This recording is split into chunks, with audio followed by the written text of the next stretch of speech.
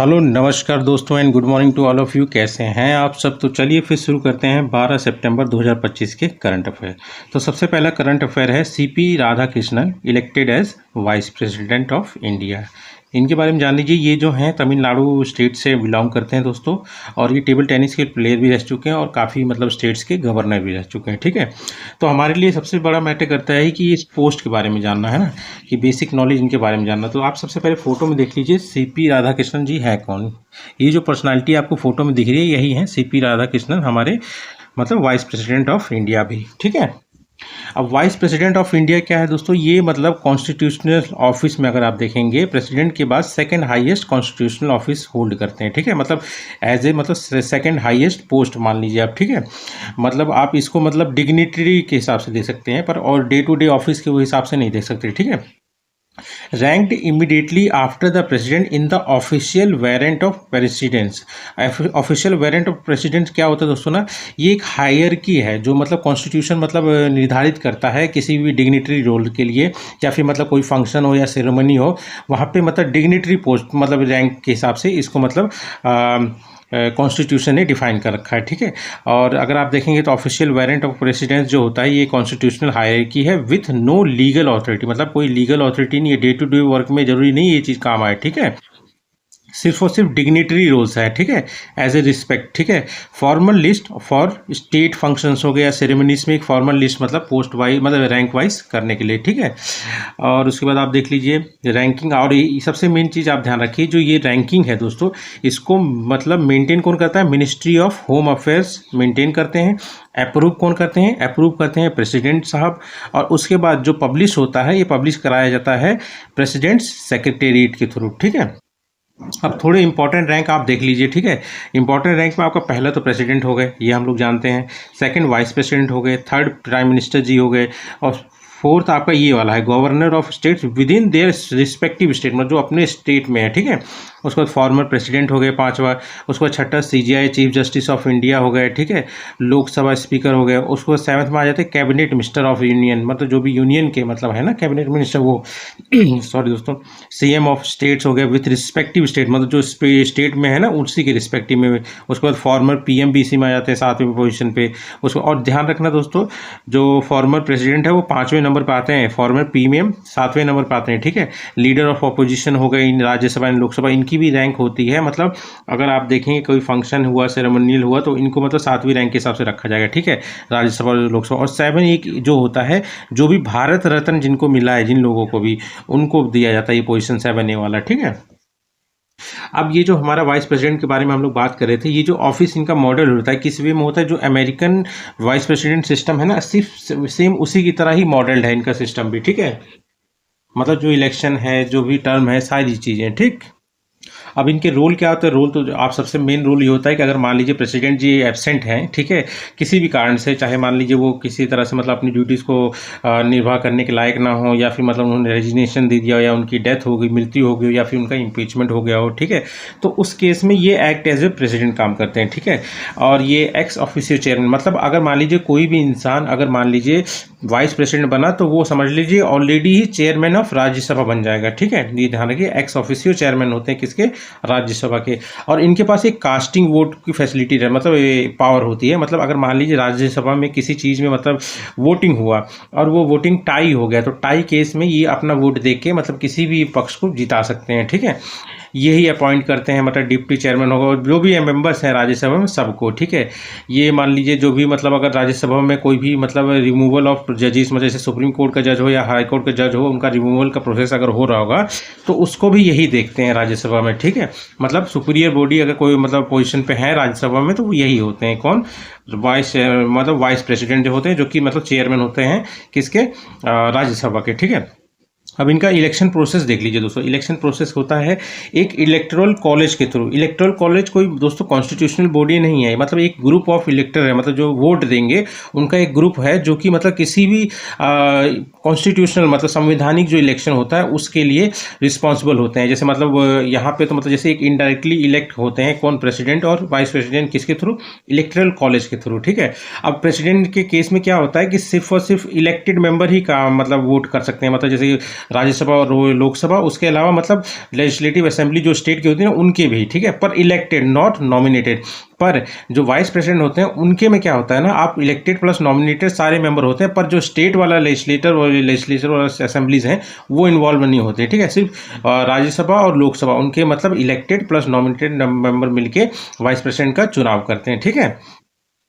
और उसके बाद ये तो मैंने आपको बता दिया, includes both elected and nominated members of parliament, not included member of state legislative assemblies, जो सभाएं होती है, जो विधानसभा जो होती है उसकी बात कर रहा हूँ मैं दोस्तों, ठीक है। और इनका किस मेथड से होता है तो दोस्तों ये by system of proportional representation bye means of a single transferable vote. इसका मतलब क्या है, मान लीजिए अगर 3 उम्मीदवार हैं, मान लीजिए उम्मीदवार ए है, उम्मीदवार बी है, उम्मीदवार सी है, और लोगों ने वोट किया, किसी ने किया कि मतलब मेरी मतलब वो अपने प्रेफरेंस वाइज देंगे, वो मतलब बोलेंगे कि आपको वोट सबको देना है भाई, पर अपने प्रेफरेंस वाइज। अगर मान लीजिए तुम चाहते कौन प्रेसिडेंट बनना चाहे ए, और अगर मान लीजिए ए नहीं है तो किसको चाहोगे तो बी नहीं है तो फिर आप चाहोगे सी बन जाए, ठीक है। जैसे किसी ने बोला कि मैं चाहता हूं कि बी मेरा नंबर 1 है, फिर ये 2 है, फिर ये 3 है, इसने वो मतलब एक इंसान ने वोट दिया कि मतलब बी को मैं चाहता हूँ पहले प्रेसिडेंट वाइस प्रेसिडेंट बने, अगर ये नहीं बनते हैं तो ये बने, ये नहीं बनते तो ये बने, इसी तरह सब वोट करेंगे। और जैसे जैसे मतलब जो सबसे लास्ट प्रेफरेंस में होगा वो हट जाएगा और उसके वोट बट जाएंगे बाकी वाले में 2 में, ठीक है। मतलब जैसे कि इसको सबसे कम प्रेफरेंस मिला है, ठीक है ना, तो अब ये हट जाएगा, पर इसके जो वोट होंगे ना ये इनमें बढ़ जाएंगे, फिर ये इनके ऊपर होगा, फिर जो इनमें होगा लास्ट में मतलब प्रेफरेंस में वो हट जाएगा, तो जो लास्ट बचेगा वही जीत जाएगा, मतलब वोट मतलब काउंट हो जाएंगे, मतलब वोट डिस्ट्रीब्यूट भी हो जाते हैं, ठीक है। और उसके बाद ये तो समझ लिए दोस्तों, वोटिंग बाय सीक्रेट बैलेट वही होता है, मतलब कोई प्राइवेट रखा जाता है, जिसने भी जो वोट दिया किसी को पता नहीं चलता, ठीक है। और जो भी डिस्प्यूट अगर हुआ वाइस प्रेसिडेंट के इलेक्शन के रिलेटेड तो समझ लीजिए उसका फैसला जो है सुप्रीम कोर्ट करेगा, और जब सुप्रीम कोर्ट ने एक बार फैसला कर दिया तो वो डिसीजन फाइनल होगा दोस्तों, ठीक है। अब कुछ इंपॉर्टेंट आर्टिकल्स आप ध्यान रखिएगा वाइस प्रेसिडेंट के रिगार्डिंग। तो सबसे पहला आप जान लीजिए 63 ये कहता है कि मतलब इंडिया में एक वाइस प्रेसिडेंट होना चाहिए, ठीक है। 64 कहता है कि vice president ex officio chairman होते हैं राज्यसभा के, ये भी मैंने आपको बताया। और आर्टिकल 65 क्या कहता है, ये एक्ट एज ए प्रेसिडेंट कर सकते हैं उनकी वैकेंसी या फिर एब्सेंस के दौरान। आर्टिकल 66 इलेक्शन के रेगुलेटेड है, मतलब रिलेटेड है वाइस प्रेसिडेंट के। 67 इनके टेन्योर के रिलेटेड है, और 68 इनके टर्म्स और वैकेंसी के बारे में है, ठीक है, वाइस प्रेसिडेंट के, ठीक है, जो टर्म्स ऑफ सर्विसेज है। उसके बाद 69 इनका ओथ होता है, ओथ कौन दिलाता है, ओथ मतलब प्रेसिडेंट भी दिला सकते हैं और कोई एक ऑथराइज पर्सन जो भी मतलब प्रेसिडेंट के थ्रू या फिर कुछ भी हो ना वो भी करा सकते हैं। फिर आर्टिकल 70 होता है discharge of president's function in contingencies, मतलब अगर मान लीजिए मतलब कोई ऐसा काम है जो संविधान में नहीं दिया गया है, ठीक है, तो उसका मतलब डिसाइड कर सकती है पार्लियामेंट किससे मतलब उसको मतलब निर्वाह कराएं, मतलब जैसे प्रेसिडेंट्स करवा लें, प्रेसिडेंट नहीं है तो वाइस प्रेसिडेंट भी उन चीज़ों को करा सकते हैं, मतलब इमरजेंसी वाली चीज़ जो कि मतलब कॉन्स्टिट्यूशन में मेंशन ना हो। और कभी कभी देखते होंगे मतलब इसका मतलब आपका मतलब जैसे वाइस प्रेसिडेंट नहीं है तो वाइस प्रेसिडेंट भी एज ए प्रेसिडेंट उस चीज़ को फॉलो कर सकते हैं या फिर मतलब पास कर सकते हैं, ठीक है। अगर मान लो संविधान में दिया तो पार्लियामेंट डिसाइड करेगी कौन उसको मतलब पास करेगा या फिर मतलब उससे रिलेटेड वर्क को परफॉर्म करेगा, ठीक है। उसके बाद आर्टिकल 72(1) क्या है, यही है डिस्प्यूट जो इस इलेक्शन होते हैं उसके रिलेटेड इसमें दिया गया प्रोविजन, ठीक है। उसके बाद क्वालिफिकेशन तो दोस्तों इंडियन सिटीजन होना चाहिए, एज ग्रेटर देन और इक्वल टू 35 साल होना चाहिए एटलीस्ट, है ना। और उसके बाद क्वालिफाइड फॉर मतलब वो मतलब एलिजिबल हो, मतलब उनके अंदर ये मतलब वो इतने क्वालिफाइड हों कि मतलब कि वो राज्यसभा के मेंबर बन सके, तो वो बंदा तय मतलब इसके लिए क्वालिफाइड है वाइस प्रेसिडेंट के बनने के लिए, ठीक है। और ध्यान रखिएगा उनके पास कोई भी ऑफिस ऑफ प्रॉफिट नहीं होना चाहिए, मतलब कोई भी मतलब सरकारी मतलब पोस्ट को ना होल्ड कर रहे हो, ठीक है। ओथ बाई प्रेसिडेंट और या फिर ऑथराइज पर्सन हो गए। कंडीशन ऑफिस क्या है दोस्तों, can not be a member, अगर मान लो जी एक बार वो वाइस प्रेसिडेंट बन गए ना तो कहीं भी वो किसी भी हाउस के मेंबर हो, चाहे स्टेट लेजिस्लेचर हो, चाहे पार्लियामेंट का कोई भी हाउस हो, तो उनका जो कैंडिडेचर होता है ना वो मतलब कैंसिल हो जाता है, उनकी मेंबरशिप खत्म हो जाती है, वो वाइस प्रेसिडेंट हो जाती है, ठीक है। ये बहुत इंपॉर्टेंट क्वेश्चन है, ठीक है। फिर टर्म और वैकेंसी आप जान लीजिए, मतलब रिजाइन कभी भी कर सकते हैं, बस वाइस प्रेसिडेंट मतलब प्रेसिडेंट को वो राइटिंग में लिख दें, ठीक है। और जब तक कोई सही दूसरा मतलब वाइस प्रेसिडेंट जब तक नहीं आया था तब तक वो ऑफिस को एज्यूम कर सकते हैं। उसके अलावा ये री इलेक्शन भी हो सकता है, मतलब दोबारा भी री इलेक्ट हो सकते हैं चाहे कितनी भी बार भी, ठीक है। अब रिमूवल देख लीजिए, रिमूवल देख लीजिए, इसमें दोस्तों इम्पीचमेंट नहीं होता, ध्यान रखिएगा। लोग सोचते हैं वाइस प्रेसिडेंट का इम्पीचमेंट होता है, पर वाइस प्रेसिडेंट का इम्पीचमेंट नहीं होता है, ठीक है। इनका जो मतलब रिमूवल होता है, एक रेजोल्यूशन पास किया जाता है, ठीक है, बाय एन इफेक्टिव मेजोरिटी। और एक बात ध्यान रख लिए, ये जो पास होता है ये राज्यसभा में पास होता है, ठीक है। और किसके द्वारा? इफेक्टिव मेजोरिटी, और उसके बाद सिंपल मेजोरिटी लोकसभा। अगर मान लीजिए राज्यसभा में इफेक्टिव मेजोरिटी मिल गई और मतलब लोकसभा में सिर्फ सिंपल मेजोरिटी मिल गई, तो मतलब इनका रिमूवल हो जाएगा, किसका? वाइस प्रेसिडेंट का, ठीक है। और रिजोल्यूशन सिर्फ और सिर्फ राज्यसभा में इंट्रोड्यूस होता है, किसके लिए? किसके? रिमूवल ऑफ वाइस प्रेसिडेंट के लिए, ठीक है। वो भी उनके रिमूवल से 14 दिन पहले, मतलब वो रिजोल्यूशन लाने से पहले 14 दिन पहले नोटिस भी देना पड़ेगा, तब जाके रिजोल्यूशन ला सकते हैं आप, ठीक है। नो इम्पीचमेंट रिक्वायर्ड, सिर्फ मतलब जैसे प्रेसिडेंट के लिए इम्पीचमेंट होता है ना, वैसा इनके में जरूरत नहीं है, ठीक है। अब इसमें कुछ टर्म आ रहे हैं दोस्तों जो आपको कंफ्यूज कर रहे हैं, वो है मेजोरिटी वाले वर्ड, जैसे सिंपल मेजोरिटी। सिंपल मेजोरिटी का मतलब है कि मतलब जितने भी मेंबर प्रेजेंट हैं और वोट कर रहे हो उनका 50% से ज़्यादा ही सिंपल मेजोरिटी कहलाता है, ठीक है। एब्सोल्यूट मेजोरिटी क्या कहलाता है? जो टोटल स्ट्रेंथ ऑफ हाउस है, मतलब जैसे 550 545 जो टोटल हाउस की स्ट्रेंथ है लोकसभा की या फिर किसी की भी, तो मतलब उसका आधे से ज़्यादा वो एब्सोल्यूट मेजोरिटी हो गई। और ये सिंपल मेजोरिटी में जो लोग प्रेजेंट है उनकी मेजोरिटी देखी जाती है 50% से ज़्यादा, ठीक है। और स्पेशल मेजोरिटी क्या होती है दोस्तों? स्पेशल मेजोरिटी जो टोटल स्ट्रेंथ है, ठीक है, या फिर जो लोग प्रेजेंट है या वोट कर रहे हैं उनका 2/3 या उससे ज़्यादा, वो कहलाता है स्पेशल मेजोरिटी। दोनों ध्यान रखिए, टोटल स्ट्रेंथ और जो प्रेजेंट है या वोट है उनका भी, ठीक है, मतलब दोनों में से कुछ भी ले सकते हैं। उसके बाद आता है इफेक्टिव मेजोरिटी। इफेक्टिव मेजोरिटी का मतलब है दोस्तों जो टोटल स्ट्रेंथ है, ठीक है, मान लीजिए 50% ऑफ स्ट्रेंथ तो लाना ही है, मतलब जो स्ट्रेंथ काउंट होगी वो काउंट होगी जितने भी वैकेंट सीट है उसको टोटल स्ट्रेंथ से माइनस करके, मतलब टोटल स्ट्रेंथ तो 550 है, पर मेंबर कितने अपॉइंट हुए, मतलब कितने इलेक्ट हुए हैं, मतलब 550 ही इलेक्ट हुए, तो 50 मतलब 500 ही इलेक्ट हुए हैं, तो 550 अगर उसकी मतलब टोटल स्ट्रेंथ है तो सिर्फ 500 का ही लेंगे 50%, ठीक है। ये होती है इफेक्टिव मेजोरिटी, मतलब जितने इलेक्ट होकर मेंबर आए वो, ठीक है। अब इसमें कुछ इंपॉर्टेंट इन्फॉर्मेशन ध्यान रखिए। फर्स्ट वाइस प्रेसिडेंट कौन थे इंडिया के? तो सर्वपल्ली राधाकृष्णन जी थे। और फर्स्ट मुस्लिम वाइस प्रेसिडेंट कौन थे? तो डॉक्टर जाकिर हुसैन जी थे। और 6 वाइस प्रेसिडेंट जो कि मतलब प्रेसिडेंट बने बाद में, तो उसमें सबसे पहले आते हैं डॉक्टर सर्वपल्ली राधाकृष्णन, तो पहले थे, तो ध्यान रखिए वाइस प्रेसिडेंट ये 1952 से 1962 तक थे, और प्रेसिडेंट ये 1962 से 67 तक थे। उसके बाद जो फर्स्ट वाइस मुस्लिम प्रेसिडेंट थे वो जाकिर हुसैन जी थे, ये मतलब वाइस प्रेसिडेंट 1962 से 67 थे, और प्रेसिडेंट कितने दिन तक रहे? 1967 से 69 तक, ठीक है। उसके बाद ये नाम ध्यान रखिए, वीवी गिरी हो गए, आर वेंकटा रमन हो गए, उसके बाद शंकर दयाल शर्मा जी हो गए, उसके बाद KR नारायण जी हो गए, ठीक है। ये मतलब अभी तक तो लास्ट मतलब छठे यही हैं वाइस प्रेसिडेंट, 1992 से 1997 तक थे। उसके बाद प्रेसिडेंट 1997 से 2002 तक थे। ये डेट ध्यान रखिएगा दोस्तों, ठीक है। उसके बाद सेकंड न्यूज़ और सेकंड करंट अफेयर है आपका दोस्तों तीवा ट्राइब। ये अभी हाल फिलहाल में न्यूज़ में दोस्तों, इनको लालुंग ट्राइब भी कहा जाता है दोस्तों, ठीक है। तो अगर आप फोटो में देखेंगे तो ये लोग जो आप देख रहे हैं ना, यही है तीवा ट्राइब के लोग, ठीक है। अब तीवा ट्राइब जान लीजिए दोस्तों, ये असम में प्राइमरीली मतलब मेनली आपको असम में ही मिलेंगे, और कुछ कुछ पार्ट मतलब जो मेघालय का वहाँ पे मिलेंगे, क्योंकि सटा हुआ है ना, इसलिए थोड़ा बहुत वहाँ पे मिलते हैं। पर ध्यान रखिए इनको शेड्यूल ट्राइब का जो दर्जा है ना, सिर्फ और सिर्फ असम स्टेट में ही मिला है, ठीक है। ये जो भाषा बोलते हैं वो तिब्बतो बर्मन लैंग्वेज है, और ये 2 तरह से डिफाइन है दोस्तों। एक तो मतलब हिल तीवास अलग होते हैं, मतलब हैं तीवा ट्राइब के ही, पर हिल पे रहने वालों को हिल तीवास कहते हैं, और प्लेन एरिया में रहने वाले को प्लेन तीवास कहते हैं। पर जो हिल तीवास में रहते हैं वो जूम कल्टीवेशन को परफॉर्म करते हैं, मतलब समझ लीजिए शिफ्टिंग है, मतलब कोई कहीं गए वहाँ आग लगा दिए, और आग लगाने के बाद जंगल साफ किया, साफ करने के बाद बीज फेंक दिया और फिर चले गए वहाँ पे, फिर बाद में जब वो उपज आएगी तो उसको खाएंगे, ठीक है। ऐसे ही शिफ्टिंग कल्टीवेशन ये करते हैं। और प्लेन वाले क्या है, सेटल एग्रीकल्चर करते हैं, जैसे मतलब धान उन की रोपाई है ना, उस तरह का। तो ये 2 तरह के टीवास हो जाते हैं। फेस्टिवल इनके कुछ इंपॉर्टेंट ध्यान रखिए, जैसे खेल छावा फेस्टिवल हो गए, ये जो हार्वेस्ट सीजन है, मतलब जो कटाई के सीजन है उसके एंड को शो करता है। खेल छावा फेस्टिवल कौन मनाते हैं? तीवा ट्राइब के लोग।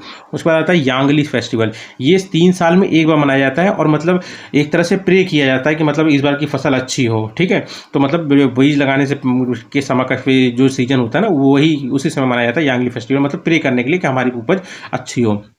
उसमें आता है लांगखून फेस्टिवल, ये मतलब अच्छे हार्वेस्ट के लिए, मतलब अच्छी उपज हो उसके लिए प्रे करने के लिए आता है। ये 3 तरह के फेस्टिवल ये ट्राइब मतलब तीवा ट्राइब वाले मनाते हैं, और ये मेनली कहाँ पाए जाते हैं दोस्तों? तो ये आसाम में पाए जाते हैं, ठीक है। उसके बाद थर्ड न्यूज़ और थर्ड करंट अफेयर दोस्तों, Ethiopia opens Africa's biggest dam and protest from Egypt. Actually क्या है ना, ये न्यूज़ क्यों न्यूज़ में है, क्योंकि मतलब इथोपिया ने मतलब एक डैम बनाया है जो कि मतलब अफ्रीका का सबसे बड़ा डैम है दोस्तों। तो एक बार इथोपिया की पोजीशन आप देख लीजिए दोस्तों, ये इथोपिया है, ठीक है। इथोपिया के बाद आप ये देखिए दजोबोटी है, इधर सोमालिया हो गया, इधर केन्या टच कर रहा है, इधर साउथ सूडान हो गया, इधर सूडान हो गया, इरिट्रिया। इरिट्रिया दोस्तों इथोपिया से ही निकला है, आप जान लीजिए, ठीक है। अब ये हम लोगों ने इसकी पोजीशन देख ली, ठीक है। यहाँ पे एक नदी बहती है दोस्तों, ये देखना, ये ब्लू नाइल है ना, ब्लू नाइल, ब्लू नाइल, यही ब्लू नाइल पे एकदम बॉर्डर पे सूडान के मतलब इन्होंने ये इस डैम को बनाया है दोस्तों, ठीक है। आप ये पोजीशन देख रहे हैं ना। अब बताता हूँ मैं आपको पूरा मैटर क्या है। इस मतलब जो ये जो डैम बनाया इसका नाम है ग्रैंड इथोपियन रीनेसेंस डैम है, ठीक है। ये अफ्रीका का सबसे बड़ा डैम है और ये डिस्प्यूट है सूडान, इजिप्ट और इथोपिया के बीच में। डिस्प्यूट क्यों है? क्योंकि जो ये निकलती है ये मतलब आप सब समझ लीजिए होती निकलती यहाँ से है, ठीक है। कहाँ से? मतलब जैसे जैसे इथोपिया से होते हुए ये फिर सूडान में जाएगी, सूडान से फिर इथोपिया मतलब इजिप्ट में जाएगी। तो एक्चुअली क्या है, इजिप्ट में जाके फिर बाद में गिर जाती है, मतलब वो इसका माउथ आ जाता है, ठीक है। अब जब ये वहाँ गिर जाती है मेडिटेरियन सी में, तो अब दिक्कत क्या हो रहा है कि भाई बीच का जो पानी है अगर ये डैम लगाएगा तो फ्लो को रोक देगा, है ना, फ्लो को रोक देगा और उसका यूटिलाइज करेगा। तो इससे क्या है कि 95% से ज़्यादा जो पीने के पानी का या अदर जो फैसिलिटी है इस यही नाइल रिवर ही पूरा करती है, ब्लू नाइल। कहाँ पे? इजिप्ट और सूडान में, ठीक है। तो यही इशू है, ठीक है। पर ये इजिप्ट के इथोपिया कह रहा है कि भाई साहब मैंने सिर्फ और सिर्फ इलेक्ट्रिसिटी जनरेट करने के लिए यहाँ पे डैम बनाया है, ना कि मतलब इरिगेशन या पानी पीने के लिए, ठीक है। तो ये सब जो इशू चल रहा है, बस ये जान लीजिए किस पे बना है, तो ब्लू नाइल रिवर के ऊपर बना है दोस्तों। तो अब मुझे बताइए ब्लू नाइल रिवर किसकी मतलब ट्रिब्यूटरी है और कहाँ पे जाके गिरती है, ठीक है। सूडान बॉर्डर पे बनाया गया है ये वाला मतलब जो मतलब ग्रैंड इथोपियन रीनेसेंस डैम है, ठीक है। फिर फोर्थ न्यूज़ और फोर्थ करंट अफेयर क्या है दोस्तों, ये tariff hit diamond jewellery exporters look to West Asia. Actually क्या है, जो मतलब यूएस ने मतलब टैरिफ नहीं लगा रखा है, तो इससे काफ़ी मतलब दिक्कत हो रही है। मतलब जो एक्चुअली क्या है, इंडिया हब मतलब दुनिया का सबसे बड़ा डायमंड को कट और पॉलिश करने वाला मतलब हब है, ठीक है। तो ये सब इशू हो रहा है, तो इसीलिए मतलब जब से टैरिफ लगा है तो साउथ अरेबिया में पहला एडिशन हुआ है किसका, एक एक्सपोजिशन रखा गया मतलब ज्वेलरीज का, मतलब चाहे उसमें गोल्ड सिल्वर डायमंड सब होंगे, साजेक्स नाम का। तो इसको कोई एक्सरसाइज मत मान लीजिए, साजेक्स है सऊदी अरेबिया ज्वेलरी एक्सपोजिशन, पहला एडिशन 2025 में 11 से 13। बस यही मतलब ज्वेलरीज के लिए एक्सपोर्टर्स के लिए ये मतलब एक तरह से सेंट्रल एशिया मतलब एक मतलब अपॉर्चुनिटी की तरह है, ठीक है। उसके बाद फिफ्थ न्यूज़ और फिफ्थ करंट अफेयर क्या है, centre grants licences to 5 firms to manufacture its first indigenous malaria vaccine. India की जो मतलब इंडिजीनियस जो इंडिया ने खुद बनाया है एडी फाल्सी वैक्सीन, ये वैक्सीन का नाम है, इंडिया की पहली indigenous multi stage malaria vaccine है। और ये मेन किस पे काम करती है दोस्तों, जो प्लाज्मोडियम पैरासाइट है ना, फाल्सीपेरम, ये सबसे डेडलीस्ट है। अगर ये होता है मतलब लाइफ थ्रेटनिंग है, आदमी की मौत तक हो जाती है। इस वाले पैरासाइट भी ये वाली वैक्सीन काम करती है, ठीक है। और डेवलप किया गया है ICMR और पार्टनर्स के साथ, ठीक है। अब ये जान लीजिए इसका जो है it targets the parasite before it enters the blood stream. Actually क्या, अगर ब्लड स्ट्रीम में चला गया दोस्तों ना, तो ये फिर किडनी मतलब आपके लीवर तक पहुंच जाएगा, लीवर में ये अपनी संख्या बढ़ा के फिर उसके बाद क्या होगा, कोई और मच्छर अगर काटता है जो कि नॉन इन्फेक्टेड है तो उसके अंदर चले जाते हैं ये पैरासाइट, और उसके अंदर जाने के बाद फिर जो मतलब नॉर्मल हेल्दी इंसान है उनको काटते हैं तो उनको इन्फेक्ट करते हुए चलता रहता है, ठीक है। इसीलिए ब्लड में जाए अपने आप की संख्या बढ़ाए उससे पहले ही इसको खत्म कर देता है। कौन सी वैक्सीन? एड फाल्सी वैक्स, ठीक है। और ये किसको खत्म कर देता है? ये साइकिल ऑफ ट्रांसमिशन जो होता है उसको, ठीक है। अब हम लोग को ये जानना जरूरी नहीं है कि साइकिल ऑफ ट्रांसमिशन है क्या इसका मलेरिया का। अब नोट करने वाली क्या बात है दोस्तों, जैसे कि मतलब ये वाली जो वैक्सीन बनाई गई है, अब ये ट्रॉपिकल कंट्रीज के लिए बहुत अच्छा है। क्यों? क्योंकि ये रूम टेम्परेचर भी 9 महीने से ज़्यादा तक नॉर्मल रहेगी, यूज़ कर सकते हैं, ठीक है। और ध्यान रखिएगा दोस्तों, सबसे इंपॉर्टेंट बात है कि मॉस्किटो कभी भी मलेरिया का कॉज नहीं है, ये सिर्फ और सिर्फ स्प्रेड करने का काम करते हैं, समझ रहे ना। ये मतलब ये सिर्फ फैलाते हैं, ये कॉज नहीं है मेन, ठीक है। इनका मेन कॉज है एक पैरासाइट प्लाज्मोडियम, जैसे कि प्लाज्मोडियम विवेक्स हो गया, प्लाज्मोडियम मलेरिया हो गया, प्लाज्मोडियम फाल्सीपेरम हो गया, यही सबसे डेडलीस्ट है, ठीक है। अब प्लाज्मोडियम कहाँ होते हैं दोस्तों, यही जो मॉस्किटो होते हैं इनमें जो फीमेल एनोफिलिस मॉस्किटो होते हैं उसके अंदर में पाया जाता है। जब ये जैसे मान लीजिए मैं आपको बताता हूँ, पूरा सर्कल देखिए आप, है ना, इसमें देखिए आप, ठीक है। जैसे ये मतलब फीमेल एनोफिलस मॉस्किटो है, ये इसके अंदर ये प्लाज्मोडियम पाया जाएगा, ठीक है। ये काटेगी किसी इंसान को, ये इंसान को इसने काट लिया, इस इंसान को काट लिया, तो इस इंसान को जब काटेगी तो इसके ब्लड स्ट्रीम में जब जाएगी तो ये कहलाएगी स्पिरोजॉइट्स, ठीक है। ये स्पिरोजॉइट धीरे धीरे ब्लड स्ट्रीम के रास्ते ये लीवर तक पहुंचेंगे, ठीक है, लीवर तक पहुंचेंगे, ठीक है। और लीवर में जाके ये अपने आप को रिप्रोड्यूस करेंगे, कौन? स्पिरोजॉइट्स। जब स्पिरोजॉइट्स मतलब अपने आप को रिप्रोड्यूस कर लेंगे, अच्छी खासी जनसंख्या बना लेंगे, तो ये कहाँ जाएंगे, दोबारा से ब्लड स्ट्रीम में जाएंगे, ब्लड स्ट्रीम में जाके ये क्या कहलाएंगे, ये कहलाएंगे मीरोजोइट्स, ठीक है। अब मीरोजोइट्स क्या करेंगे, ये धीरे धीरे जो टारगेट करेंगे किसको, आरबीसीज को करके, और अपने आप को किस में कन्वर्ट करेंगे, ये अपने आप को करेंगे ट्रोपोजोइट्स में, किस में कन्वर्ट करेंगे, ट्रोपोजोइट्स में। ये ट्रोपोजोइट्स क्या करेंगे, रिप्रोड्यूस करेंगे सेक्सुअली, और ये जो ऊपर जो स्पिरोजोइट्स है ये असेक्सुअली रिप्रोड्यूस करेंगे, ठीक है दोस्तों। स्पीरो वाले एसेक्सुअली, ये मैंने पूरा लिखा है, आप टेंशन मत लीजिएगा, ठीक है। ये सेक्सुअली रिप्रोड्यूस करेंगे और ये सेक्सुअली करेंगे, ठीक है, मतलब मेल फीमेल दोनों रिप्रोड्यूस करेंगे। और जब ये सेक्सुअली करेंगे तो ये क्या करेंगे, सेक्सुअली जब रिप्रोड्यूस करेंगे तो ये दोनों मेल और फीमेल दोनों गेमोसाइट्स को मतलब पैदा करेंगे।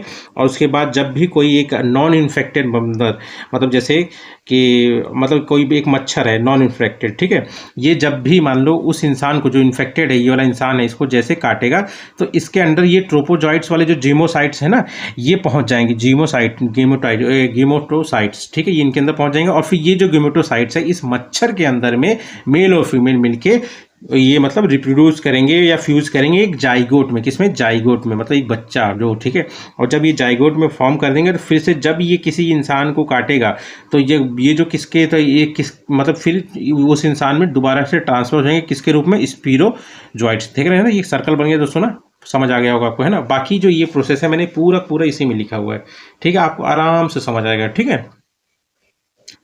इसके बाद 6 न्यूज़ और 6 करंट अफेयर है आपका दोस्तों, हिमाचल प्रदेश। क्यों न्यूज़ में, क्योंकि ये चौथा फुल्ली लिटरेट स्टेट बना इंडिया का, किसके अंडर में, उल्लास स्कीम के अंडर में, ठीक है। और बाकी 3 कौन है, तो पहला जो था वो है मिजोरम बना था, उसके बाद दूसरा गोवा, तीसरा त्रिपुरा, और अभी चौथा कौन सा बना, हिमाचल प्रदेश। तो हिमाचल प्रदेश अगर आप देखेंगे दोस्तों ना, तो ये देखिए, एक सेकेंड, अच्छा दोस्तों, मैंने अभी आपको मतलब ज्वेलरी का एक जो मतलब वहाँ पे रखा जाएगा समारोह, उसके लिए मतलब सऊदी अरेबिया में रखा जाएगा, तो उसकी पोजीशन एक बार देख लीजिए। ये सऊदी अरेबिया है, इधर इसका पर्शियन गल्फ हो गया, वेस्ट साइड में रेड सी हो गया, इधर में नीचे में अगर साउथ में देखिए यमन और ओमान टच कर रहे हैं, इधर आप देखिए ईस्ट में यूनाइटेड अरब एमिरेट्स टच कर रहा है, इधर कतर हो गया, ठीक है, ये बहरीन छोटा सा है दोस्तों, ठीक है, इधर इराक हो गया, ये जॉर्डन हो गया, है ना, ये नॉर्थ में जा रहे हैं दोस्तों, ठीक है। और उसके बाद आपका इधर आपका रेड सी हो गया, ठीक। और उसके बाद अगर आप देखेंगे इथोपिया का पोजीशन ये वाला है दोस्तों, इसके जस्ट ऊपर सूडान है और ये इजिप्ट है, ठीक। और हम लोग क्या पढ़ रहे थे, हिमाचल प्रदेश। हिमाचल प्रदेश में अगर आप देखेंगे तो इसको 2 यूटीज, जम्मू कश्मीर और लद्दाख ऊपर मतलब नॉर्थ में हो गए, इधर उत्तराखंड हो गया आपका, आ जाएगा साउथ ईस्ट में हो जाएगा, और साउथ ईस्ट में पंजाब है, और साउथ में हरियाणा और उत्तर प्रदेश है, ठीक है। ये टच कर रहा है हिमाचल प्रदेश, ठीक। अब थोड़ा सा इंपॉर्टेंट चीज़ देख लीजिए, ये वेस्टर्न हिमालयस में आता है, ठीक है, मतलब ये हिमाचल प्रदेश जो लोकेटेड है। और ध्यान रखिए, जैसे कि मतलब जम्मू कश्मीर जब से ये यूटी बना है, तो नॉर्दर्न मोस्ट स्टेट ऑफ, मतलब स्टेट की बात कर रहा हूँ मैं, नॉर्दर्न मोस्ट स्टेट इंडिया कौन सा हो गया, हिमाचल प्रदेश। पहले जम्मू कश्मीर था, पर अब वो यूटी हो गया है। इसको देवभूमि भी कहा जाता है, वीर भूमि कहा जाता है, ऊर्जा प्रदेश भी कहा जाता है, ठीक है। उसके बाद ये यूटी कब बना था, इसका फॉर्मेशन तो दोस्तों 15 अप्रैल 1948 में हो गया, क्योंकि प्रोविंस मतलब काफ़ी सारी प्रोविंसेस मिलके बनी थी। उसके बाद इसको यूटी का दर्जा जो मिला था 1 नवंबर 1956 को मिल गया था, और स्टेट का दर्जा जो मिला था इसको 25 जनवरी 1971 को मिल गया था, ठीक है। यहाँ पे यूनिकैमरल सिस्टम है, मतलब सिर्फ एक मतलब विधानसभा है यहाँ पे, मतलब लेजिस्लेटिव असेंबली है। कितनी सीट है, 68 है। और उसके बाद राज्यसभा सीट 3 है, लोकसभा सीट 4 है, ठीक है। यहाँ पे इंपॉर्टेंट ट्राइब्स अगर आप देखेंगे तो भूटास और किरातास जरूर ध्यान रखिएगा। उसके अलावा कोली हो गया, खासा हो गया, ठीक है। उसके बाद अगर आप देखेंगे कांगड़ा एक जगह है दोस्तों, वो काफ़ी फेमस है हिस्ट्री में। महमूद गजनवी यहाँ पे मतलब कनकर्ड किया था, मतलब अटैक किया था, ठीक है। हाईएस्ट पीक यहाँ पे रियो पुरगिरिल है, ये पूछा हुआ क्वेश्चन है दोस्तों, ये रियो पुरगिरिल कहाँ है, तो ये मतलब हिमाचल प्रदेश में, और इसकी हाईएस्ट पीक भी है, ठीक है। उसके बाद यहाँ पे ग्रेट हिमालयन नेशनल पार्क है, जो कि यूनेस्को वर्ल्ड हेरिटेज साइट भी है। इसके अलावा कौन कौन से हैं नेशनल पार्क, पीन वैली हो गया, इंदर किला हो गया, उसके बाद खीर गंगा हो गया, या सिंबल बारा national park, kheer Ganga and symbol बारा नेशनल पार्क भी यहीं पे है। और इसका स्टेट एलिमेंट कौन सा है, स्नो लेपर्ड है, ठीक है। और हम लोग जो न्यूज़ में बात कर रहे थे उल्लास स्कीम, तो वो उल्लास स्कीम क्या है दोस्तों पता है, उसका फुल फॉर्म है understanding life long learning for all in society, ठीक है। अब ये सेंट्रल सेक्टर की मतलब सेंट्रल सेक्टर स्कीम ही है, मतलब सेंटर के द्वारा ही स्पॉन्सर्ड है, और ये सेंट्रल गवर्नमेंट की ही स्कीम है, ठीक है। अभी लॉन्च कब हुई थी, अप्रैल 2022 में हुई थी। कि कब तक के लिए, मतलब फाइनेंशियल ईयर 2022 से 27 तक के लिए, मतलब 5 सालों के लिए हुई है। इसको नव भारत साक्षरता कार्यक्रम या फिर न्यू इंडिया लिटरेसी प्रोग्राम ग्राम भी कहते हैं, ठीक है। रिकमेंड किसने किया था? नेशनल एजुकेशन पॉलिसी 2020 के तहत इसको रिकमेंड किया गया था। इसका एम है कि इंडिया में 100% लिटरेसी पहुंचाना। लिटरेसी का मतलब इसमें ये नहीं है दोस्तों कि पढ़ना लिखना है, उसके अलावा जो फाइनेंशियल हो गया या डिजिटल हो गया, ये सारी अवेयरनेस भी उनको पता हो, तब वो उनको कहलाया जाएगा कि वो लिटरेट है, ठीक है। इसमें उन लोगों को टारगेट किया जा रहा है जो कि 15 साल या उससे ऊपर की एज है और किसी वजह से उन्होंने स्कूल ड्रॉप आउट कर दिया हो, ठीक है। और 2023 में इसके लिए एक ऐप भी लाया गया था, उल्लास ऐप, जिसके द्वारा इन लोगों का रजिस्ट्रेशन किया जा सके, ठीक है। उसके बाद 7 न्यूज़ और 7 करंट अफेयर आपका दोस्तों खुर्जा। खुर्जा क्या है? उत्तर प्रदेश का जो बुलंद शहर है ना दोस्तों, अगर आप देखेंगे, ये देखिए, ये है इंडिया का मैप है ना, इंडिया में ये यूपी है, यूपी में ये वाला जो पोर्शन आप देख रहे हैं ये बुलंद शहर है, ठीक है। ये देखिए बुलंदशहर, ठीक है। इसी बुलंदशहर में एक खुर्जा सिटी है जो कि यूपी की सिरामिक सिटी कैपिटल कहलाती है, ठीक है। सिरामिक मतलब चीनी मिट्टी वाला, ठीक है।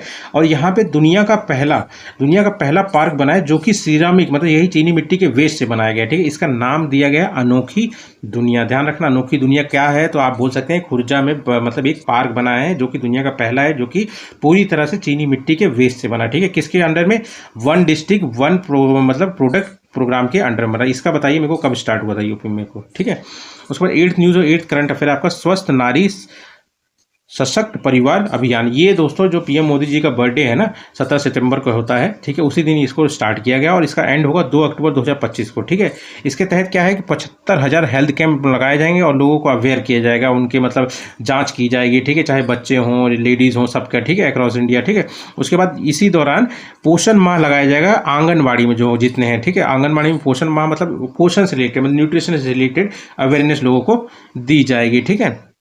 उसके बाद 9th न्यूज़ और 9th current affair Asian table tennis championship 2025, ये 28वां एडिशन जो इसका है 2025 में 11 से 15 अक्टूबर कहाँ पे होगा? भुवनेश्वर, उड़ीसा। बस इतना ही ध्यान रखिए, ठीक है। बाकी जब वो रिजल्ट आएगा तब हम पूरा जान लेंगे इसके बारे में, ठीक है। 10th न्यूज़ और 10th करंट अफेयर आपका दोस्तों इंटरनेशनल कॉन्फ्रेंस ऑन स्पेस मतलब 2025, मतलब ये कॉन्फ्रेंस जो मतलब इंटरनेशनली मतलब जुड़ने के लिए स्पेस सेक्टर से और मतलब नेशनली मतलब प्रमोट करने के लिए मतलब सेक्टर स्पेस सेक्टर को इंडिया में इस कॉन्फ्रेंस को रखा गया। और किसके द्वारा रखा गया और रखा कहाँ गया? तो बेंगलुरु में रखा गया, कर्नाटका में। इस बार की थीम है harnessing space for global progress, innovation, policy and growth, ठीक है। ऑर्गेनाइज कौन कर रहा है? CII, confederation of Indian industry, मतलब ये इंडस्ट्रीज का एक ग्रुप का होता है जो मतलब प्रमोट करते हैं, एक तरह के ब्रिज काम करते हैं गवर्नमेंट और इंडस्ट्रीज के बीच में, इंडियन इंडस्ट्रीज के बीच में, ठीक है। उसके अलावा इसरो भी है। इन स्पेस आप जान लीजिए प्राइवेट स्पेस जितनी कंपनी है उनका और इसरो के बीच में एक मतलब लिंकअप है, ठीक है, बिचौलिया टाइप का, ठीक है। हेडक्वार्टर इसका अहमदाबाद में है। उसके बाद NSIL है, ये PSU है, न्यू स्पेस इंडियन है, इन्होंने मिलकर इसको ऑर्गेनाइज किया गया, ठीक है। और इसके बाद 11th न्यूज़ और 11th करंट अफेयर है आपका मिशन मौसम। ये अभी न्यूज़ में क्यों है? क्योंकि दोस्तों जम्मू कश्मीर में 4 मतलब रडार लगाए गए हैं क्लाइमेट और मतलब वेदर से रिलेटेड इन्फॉर्मेशन के लिए, ठीक है। तो इसको आप जान लीजिए है क्या दोस्तों। तो मिशन मौसम जो है इसको लॉन्च किया गया था 14 जनवरी 2025 में। ये 150th फाउंडेशन था किसका? IMD, इंडियन मेट्रोलॉजिकल डिपार्टमेंट, मतलब जो क्लाइमेट और वेदर से रिलेटेड इन्फॉर्मेशन देता है इंडिया में ना, नेशनल बॉडी, वही है IMD, ठीक है। लॉन्च कराया गया था किसके द्वारा? मिनिस्ट्री ऑफ अर्थ साइंस और IMD ने मिल के मतलब इंडियन मेट्रोलॉजिकल डिपार्टमेंट ने मिल के इसको लॉन्च किया था, ठीक है। किस लिए? ताकि जो भी वेदर और क्लाइमेट सिस्टम है इंडिया का उसको मॉडर्नाइज किया जा सके, ठीक है। अब IMD इंडियन मेट्रोलॉजिकल डिपार्टमेंट है, इसकी स्थापना 1975 में हुई थी, हेडक्वार्टर न्यू दिल्ली में और उसके जो चेयरमैन है मृत्युंजय मोहपात्रा। मतलब नेशनल लेवल पे इंडिया में जो भी वेदर और क्लाइमेट से रिलेटेड मतलब जो काम करते हैं, डाटा करते हैं, जो भी रिलेटेड है वो सारा काम यही IMD करता है, ठीक है। इसके बाद 12th न्यूज़ और 12th करंट अफेयर दोस्तों वल्चर कंजर्वेशन इनिशिएटिव, इसको स्टार्ट किया गया है दोस्तों काजीरंगा नेशनल पार्क असम से, ठीक है। ये यूनेस्को हेरिटेज साइट है दोस्तों, ठीक है, असम से स्टार्ट किया गया। इसमें क्या किया गया इस प्रोग्राम के तहत? मतलब जो भी मतलब विलुप्त होने वाली प्रजाति है वल्चर की, उनको मतलब संरक्षित किया जाए कि उनकी पॉपुलेशन बढ़ा सके। इसलिए यहाँ पे मतलब काजीरंगा नेशनल पार्क में 35 वल्चर्स को छोड़ा गया है, ठीक है। 35 में से 30 जो है व्हाइट रम्प्ड वल्चर है और 5 जो है सिलेंडर बिल्ड वल्चर है। व्हाइट रम्प्ड वल्चर अगर आप देखेंगे दोस्तों तो ये वाला है जिसके गले में देख रहे हैं ना, ये वाला है। और उसके बाद जो दूसरा वाला है वो है ये, इसकी मतलब चोंच काफ़ी लंबी होती है, देख रहे हैं ना, ये आपका हो जाएगा मतलब सिलेंडर बिल्ड वल्चर, ठीक है। इनका मेन कारण क्या था? जो मतलब इनकी पॉपुलेशन जो डिक्रीज हुई थी उसका मेन कारण था डिक्लोफेनेक, एक केमिकल होता है जो मतलब गाय और पशुओं में मतलब वो जब बीमार होते थे यूज़ किया था और जब वो मर जाते थे तो उसी को खा के ये लोग मतलब खा लेते थे। तो खाने से क्या है कि ये केमिकल इनके अंदर ट्रांसफर हो जाता और तेज़ी से इनकी पॉपुलेशन बहुत तेज़ घटी थी, ठीक है। और यही मेन कॉज था। और इनका जो इंडियन वल्चर है ये दोनों क्रिटिकली इंडेंजर्ड है, ठीक है। इंडियन वल्चर इसलिए भी बोल रहे हैं हैं, क्योंकि मतलब साउथ और साउथ ईस्ट एशिया में ही पाए जाते थे, अभी तो बहुत कम है आबादी इनकी, ठीक। उसके बाद 13 न्यूज़ और 13 करंट अफेयर है आपका दोस्तों जापाड 2025, ठीक है। ये हर 4 साल में एक बार होती है, तो रशिया में हो रही है दोस्तों। इंडिया और पाकिस्तान भी इसमें पार्टिसिपेट कर रहे हैं, मोर देन 20 नेशन पार्टिसिपेट कर रहे हैं। जॉइंट मिलिट्री एक्सरसाइज है, जो कि मतलब रशिया और बेलारूस मिलके कराते हैं, ठीक है। ठीक है दोस्तों, तो यही थे आज के करंट अफेयर। तो मिलते हैं हम लोग कल, और वीडियो अच्छा लगे तो प्लीज़ सब्सक्राइब करें। Thank you.